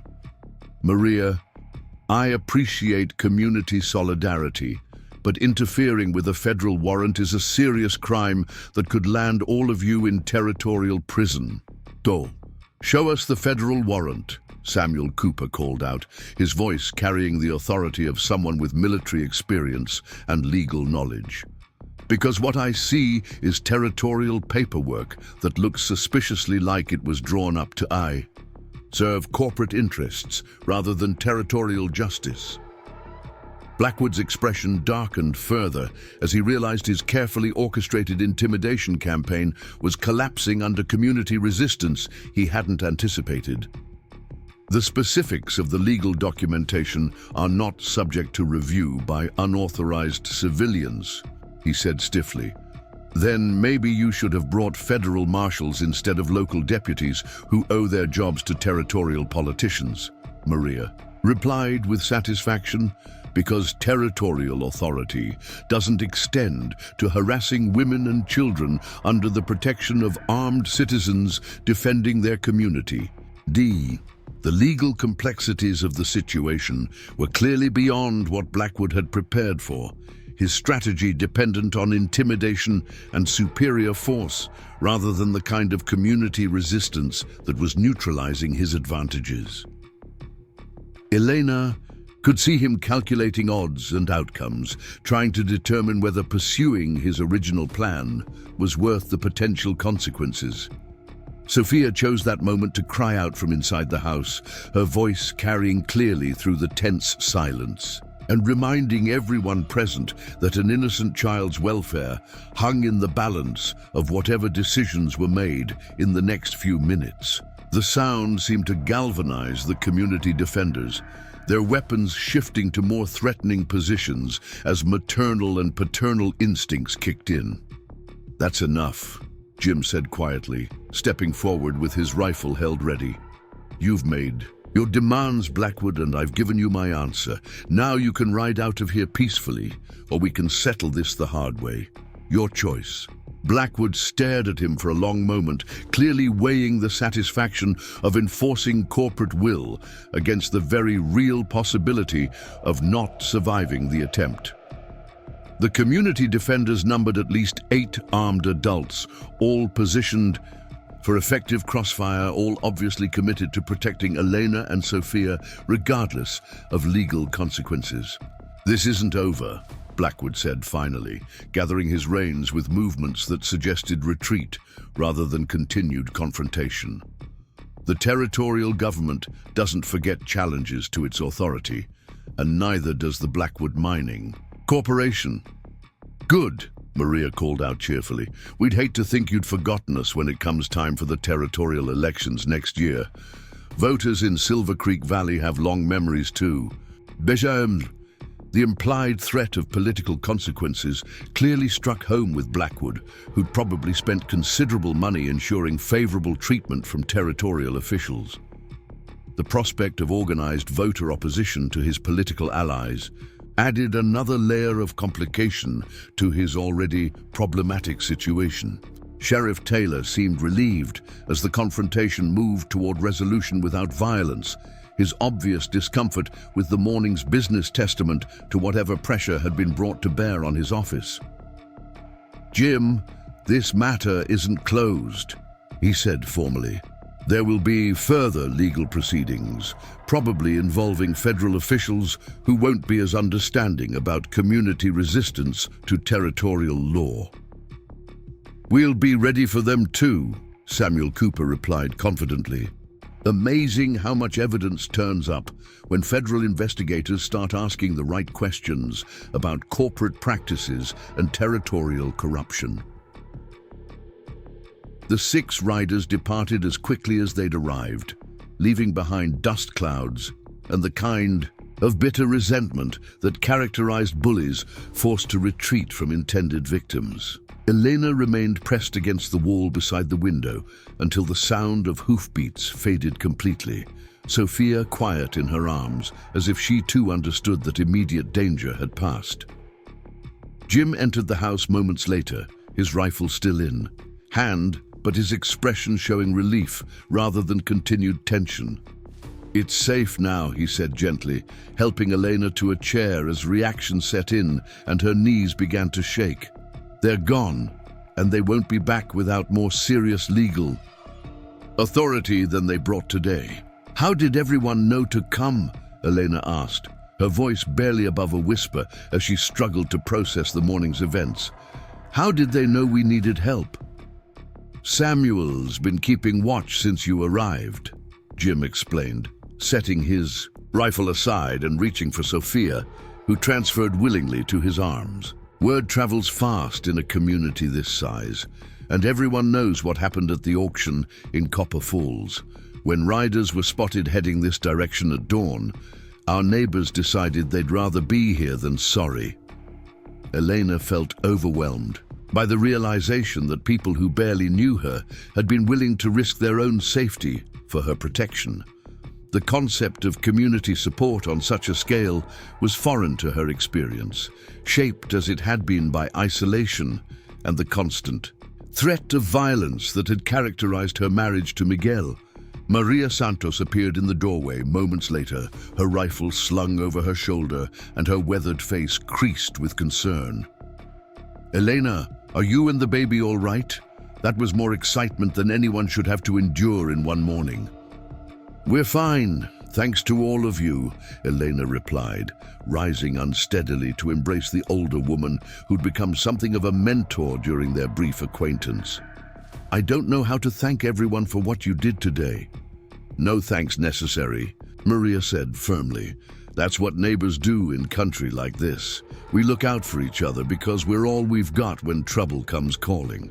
The aftermath of the confrontation brought visitors throughout the day as community members stopped by to check on Elena's welfare and discuss the implications of Blackwood's threats. Elena found herself at the center of attention she'd never sought but deeply appreciated, surrounded by people who treated her as a valued neighbor rather than a burden to be endured. Samuel Cooper proved particularly insightful about the legal ramifications of the morning's events, his military background having given him experience with territorial law and federal jurisdiction that proved invaluable in planning their next moves.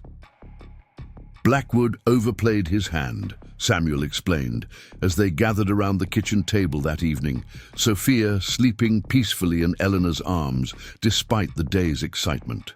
Those warrants he showed were territorial documents without federal backing, which means they're only as good as the local officials willing to enforce them.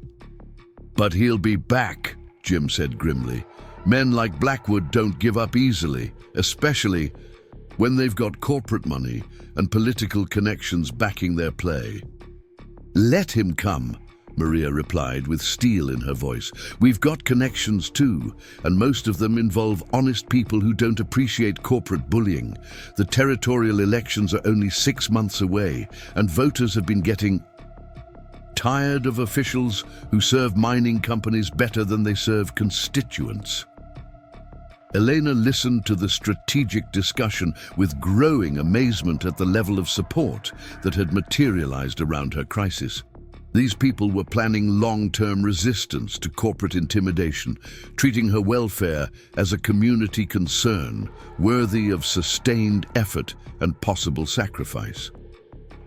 "There's something else," Eleanor said quietly, knowing she needed to share information that might affect everyone's safety. Miguel kept records of his dealings with Blackwood Mining, including payments he received for information about competing claims and federal survey data. "I've got those records hidden, and they contain details that could destroy the company if they ever became public." The announcement brought immediate attention from everyone present, their expressions shifting from concern to intense interest as they realized Eleanor possessed evidence that could transform their defensive position into an offensive capability. "What kind of records?" Samuel asked, his legal training evident in the specificity of his questions. Names, dates, amounts paid for specific information. Miguel was paranoid about keeping documentation, especially after he started suspecting that the company might decide he was more liability than asset. He kept everything in a ledger that detailed every transaction and every piece of information he passed along. Jim leaned forward with obvious interest. "Where are these records? Now?" "Hidden in a place Miguel thought no one would look," Elena replied. "He was drunk when he showed me the hiding spot. Probably forgot he'd ever told me about it. But I remember, And I can get the ledger if we can figure out a way to make it public without getting everyone killed in the process. The conversation continued late into the evening as they planned strategies for both immediate security and long-term justice. Elena found herself contributing ideas and information with growing confidence, no longer the frightened woman who'd stood on the auction platform, but someone with valuable knowledge and the community support necessary to use it effectively. The weeks that followed brought a series of developments that transformed Elena's crisis into a territorial scandal with implications far beyond Silver Creek Valley. Samuel Cooper's contacts in Phoenix proved instrumental in connecting Elena with federal investigators who'd been building cases against several mining corporations suspected of fraud and political corruption. Elena's testimony, backed by Miguel's detailed records, provided the missing pieces investigators needed to understand the scope of Blackwood Mining's illegal activities. The ledger contained evidence of systematic bribery, fraudulent claims, and industrial espionage that implicated territorial officials, federal appointees, and business leaders throughout the region.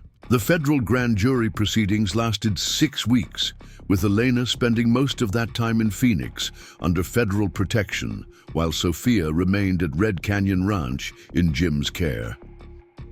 The separation was difficult for all of them, but Elena's testimony proved crucial in securing indictments against 17 individuals, including Victor Blackwood and several high-ranking territorial officials. When Elena finally returned to the ranch in late spring, she found a transformation that went far beyond the legal vindication of her testimony. Sophia had taken her first independent steps in her mother's absence, walking unsteadily but determinedly between Jim and Samuel as they encouraged her progress with the kind of paternal pride that made Elena's chest tight with unexpected emotion.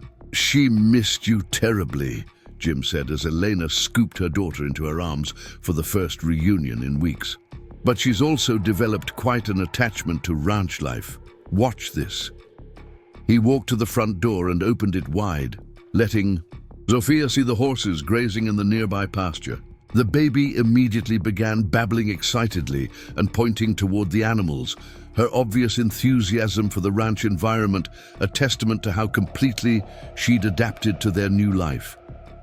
"She's going to be a rancher," Elena observed with satisfaction, noting how Sophia's face lit up at the sight of the horses she'd grown to love during their months at Red Canyon Ranch. "Speaking of which," Jim said carefully, "there's something we need to discuss about the future. Samuel's decided to stay permanently and help expand the horse breeding operation. We've got federal contracts pending for cavalry mounts, and there's serious money to be made if we can scale up production." Elena nodded, understanding that business expansion would affect everyone's roles and responsibilities at the ranch. "What does that mean for Sophia and me?" Jim was quiet for a moment, clearly choosing his words with care. "It means you'll have choices to make about what kind of life you want to build here. The federal government has officially dismissed all charges against you, and they've also ruled that your indenture contract was based on fraudulent debt calculation. You're completely free to make whatever decisions seem best for you and Sophia." The words should have filled Elena with relief and excitement about newfound freedom, but instead she felt an unexpected pang of uncertainty about leaving the security and community she'd discovered at Red Canyon Ranch. The thought of taking Sophia away from the only stable home she'd ever known, away from Jim and the extended family they'd created together, seemed almost as frightening as the dangers they'd faced months earlier. "And if I choose to stay," Eleanor asked quietly. "Then we figure out how to make that work," Jim replied with the gentle certainty that had characterized all his interactions with her. Not as master and servant, not because of legal obligations, but as partners building something meaningful together. The word partners carried implications that both of them recognized but neither had yet addressed directly. Over the months they'd spent together, their relationship had evolved from legal necessity through mutual respect to something deeper and more complex than either had expected when Eleanor first arrived at the ranch. "Jim," Eleanor said carefully, "I need you to understand something about my past. Miguel wasn't the only man who hurt me, and trust doesn't come easily after everything I've experienced. If we're going to be partners in more than just ranch operations, it has to happen gradually and on terms that respect both our needs." "I understand," Jim replied simply, "and I'm willing to wait as long as necessary for you to feel completely safe and comfortable with whatever develops between us. What matters most is that you and Sophia are happy here." Sophia chose that moment to reach for Jim with obvious affection, babbling in the complex sounds that meant she was trying to communicate something important. Jim took her easily, settling into the comfortable rhythm they'd developed during Elena's absence. "I think she's trying to tell us something," Elena observed with a smile that felt more genuine than any expression she'd managed in years. "I think she's telling us we're family," Jim said quietly, his voice carrying the kind of certainty that made important decisions feel natural rather than forced. Elena looked around the main room of the house that had become home, taking in details that represented security, community, and the kind of life she'd never dared hope for during the darkest period of her marriage to Miguel. Sophia's laughter echoed through rooms that had once been merely functional, but now felt alive with the presence of people who genuinely cared for each other. "Yes," she said simply, "we are family." The wedding took place in late summer, officiated by Judge Harper, who'd traveled from Phoenix specifically to perform the ceremony for the woman whose courage had helped expose the largest corruption scandal in territorial history. The guest list included federal officials, neighboring ranchers, and community members who'd stood with them against corporate intimidation. Sophia, now walking confidently and chattering in a mixture of Spanish and English, served as an unofficial flower girl, toddling down the makeshift aisle with the serious concentration that characterized her approach to important tasks. Her obvious joy at being the center of attention brought laughter and tears from guests who'd watched her transformation from a frightened baby into a confident toddler over the past year. Elena wore a dress made from silk provided by grateful federal investigators, its simple elegance perfect for a ceremony that celebrated love emerging from adversity. Jim wore his best suit with the kind of nervous pride that characterized grooms throughout history, his eyes never leaving Elena's face as she walked toward their shared future. "Dearly beloved," Judge Harper began, his voice carrying across the gathered crowd, "we're here today to witness something extraordinary. Not just the union of two people who found love despite difficult circumstances, but the creation of a family that represents the best of what territorial communities can achieve when they stand together against injustice." The ceremony itself was simple but profound. Vows exchanged under the desert sky, with red stone cliffs providing a dramatic backdrop that seemed designed by nature for exactly this kind of celebration. Elena promised to love Jim with the courage she'd discovered within herself, while Jim vowed to protect and cherish both Elena and Sophia with the determination that had driven him to bid everything he owned for their freedom. When Judge Harper pronounced them husband and wife, the cheer that went up from the assembled guests echoed across Silver Creek Valley like a declaration of victory over forces that had tried to destroy everything they'd built together. Eleanor kissed her new husband with tears of joy streaming down her face, while Sophia clapped her hands with the infectious delight that made everyone smile despite the serious nature of the occasion. The reception that followed featured food contributed by dozens of families, music provided by territorial musicians who'd volunteered their services, and dancing that continued well past sunset. Eleanor found herself surrounded by women eager to share their own stories of courage and transformation, each tale adding to the understanding that personal bravery could inspire community change. Federal officials offered speeches honoring Elena's testimony and its role in cleaning up territorial corruption, while neighboring ranchers toasted the expansion of Red Canyon Ranch and its contribution to regional economic development. But the most meaningful moment came when Maria Santos rose to address the gathering with words that captured the true significance of the day's celebration. "Today we celebrate more than a wedding," Maria said, her voice carrying the authority of someone who'd earned respect through decades of community leadership. "We celebrate the victory of ordinary people over corporate greed, the triumph of love over fear, and the proof that standing together makes us stronger than any force that tries to divide us." As the evening progressed and the celebration gradually wound down, Elena found herself dancing with Jim under a canopy of desert stars that seemed brighter than any she'd ever seen. Sophia had fallen asleep in Samuel's arms, worn out by excitement and attention, but obviously content with the security that surrounded her on all sides. "Any regrets?" Jim asked quietly, as they moved together to music that drifted across the valley like a promise of happiness. Elena looked around at the faces of people who'd become family, at the ranch that had become home, and at the man who'd risked everything to give her and Sophia a chance at the life they deserved. "Only that it took so long for us to find each other," she replied with absolute honesty.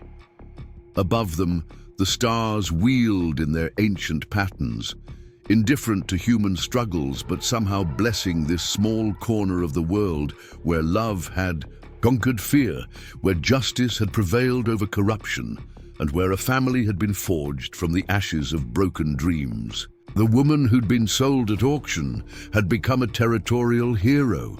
The man who'd paid for her freedom had found his own salvation in love. And the baby who'd been born into violence and poverty would inherit a legacy of courage and community that would shape generations to come. The future stretched ahead of them like the desert horizon, vast and full of possibilities they were finally free to explore together. Whatever challenges lay ahead, they would face them as a family, supported by a community that had proven itself willing to stand against any force that threatened the bonds they'd chosen to create and defend. In the end, that was what mattered most, not the legal victories or financial settlements or recognition from territorial officials, but the simple fact that love had found a way to flourish in even the harshest circumstances, and that ordinary people could accomplish extraordinary things when they had the courage to stand up for what was right. Up next, you've got two more standout stories right on your screen. If this one hit the mark, you won't want to pass these up. Just click and check them out.